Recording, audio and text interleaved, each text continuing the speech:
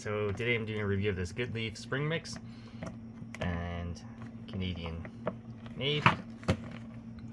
Here's the ingredients and nutrient panel. If you guys want to read it, pause the video. They have things like lettuce, what else does that say? Microgreens, and yeah, so let's check it out. Okay, that's what they look like. Let's do a quick taste of the lettuce here.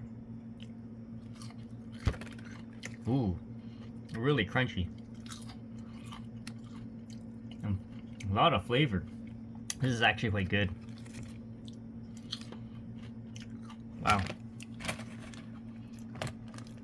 Yeah, pretty good. Alright guys. Yeah, definitely check it out. We'll see you on the next video.